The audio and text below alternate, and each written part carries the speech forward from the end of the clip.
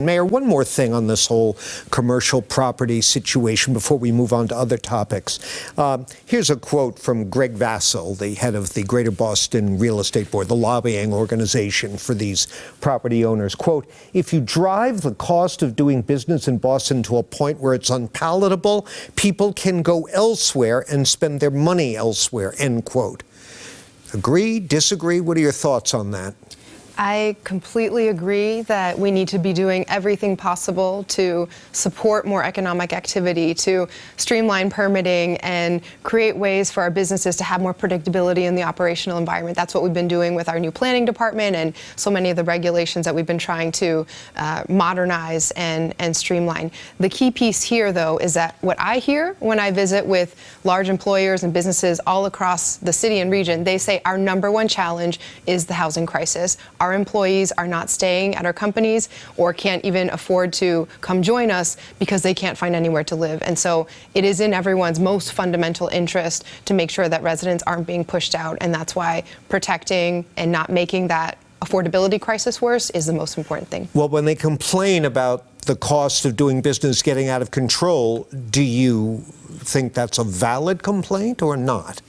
I want to make sure we're balancing everything we can. It's a difficult economic environment, and okay. I know we are at 22-year high interest rates, and that puts a lot of strain on our small businesses and our commercial sector, which is still trying to recover from the pandemic.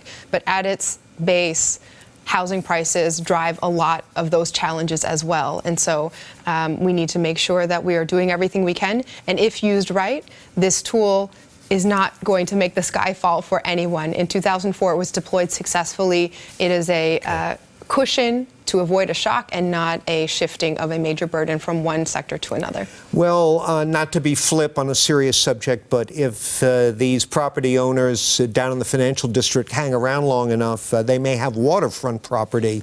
The state claims Boston Harbor will see 2.5 feet of sea level rise over the next 50 years. What can you be doing now? What are you doing now to protect against that? Yes, and in fact, that gets to your last question as well. Sometimes we hear, well, our new climate regulations that require more resiliency, the push for decarbonization so that we are not causing more problem later on.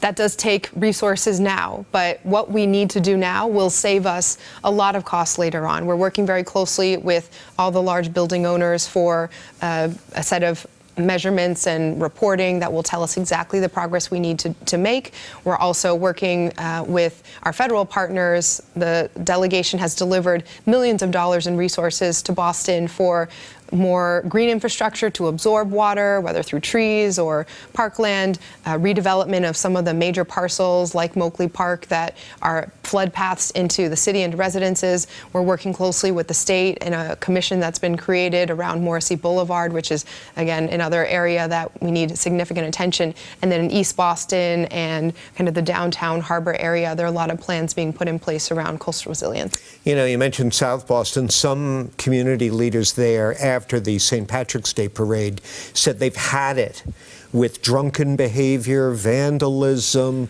and neighborhood complaints about people urinating in front of their homes and stuff.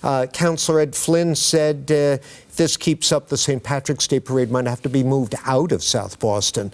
Do you agree with him that that's a possibility or should be? Well, I'll just say that I know this event is one of the biggest all year round that our Boston Police Department and public safety partners have to prepare for. It is a full call-up of every single officer is either stationed along a route or in our neighborhoods, making sure that there's coverage there. And so they do a tremendous job, and they did this year as well, of managing the parade route and then making sure that there's safety and order and a basic level of quality of life in the neighborhood. It is challenging whenever you get so many people in one area. Ultimately, it's up to the parade organizers. This is a private parade, and each group that wants to host a parade submits an application to the city with their proposed route. Should they come back and say we want to do it downtown or somewhere else instead? Do you want it to stay? I think it's an important tradition for our city. It is not just the celebration of a particular culture, and in this case, the Irish immigrant story in Boston, but it's also a historical event with Evacuation Day tied to sites that the parade goes around in South Boston, like Dorchester Heights, that led to the formation of this country. So I know we want to prioritize quality of life for all of our neighborhoods, and I will wait to see what the parade organizers decide there. Mayor, there's a whole lot more I want to ask you about, but our time is up. Please come back again soon. Absolutely. Our door is always open. Thank you for being here. Thanks.